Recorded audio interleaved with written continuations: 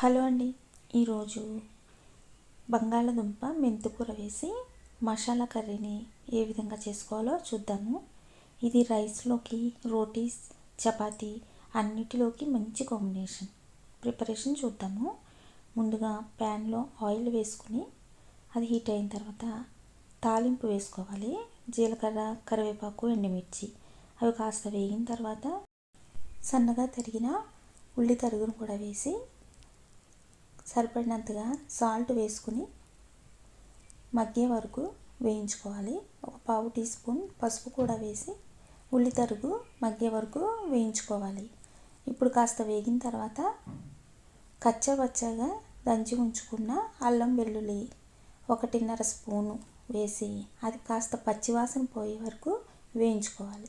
ఇప్పుడు 1 table spoon కారం, 1 tea spoon ధనియాల పొడి, 1/2 టీ స్పూన్ జీలకర్ర పొడి వేసి వేయించుకోవాలి.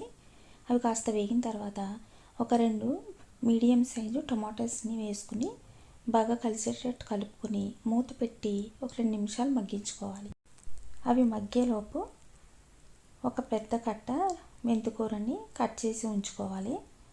ఇప్పుడు టమాటా మగ్గిన తర్వాత ఇప్పుడు కట్ చేసి ఉంచుకున్న బంగాళదుంపల్ని కూడా వేసుకుని కర్రీ మొత్తం ఒకసారి బాగా కలుపుకుని కర్రీకి సరిపడినంతగా సాల్ట్ కూడా వేసి బాగా కలిసేటట్టు కలుపుకుని మూత పెట్టి మరో 3-4 నిమిషాల పాటు సిమ్లో మగ్గించుకోవాలి.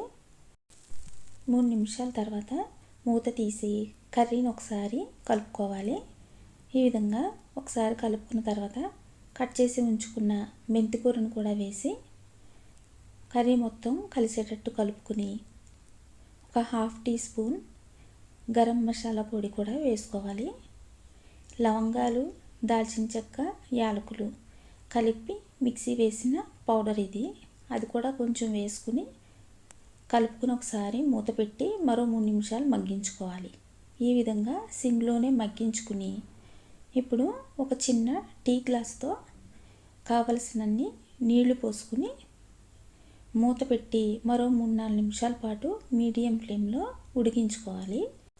3 నిమిషాల తర్వాత ఒకసారి మూత తీసి కర్రీ మొత్తాన్ని కలుపుకుని మూత పెట్టి మరో 2 నిమిషాల పాటు సిమ్లో కర్రీని మగ్గించుకోవాలి.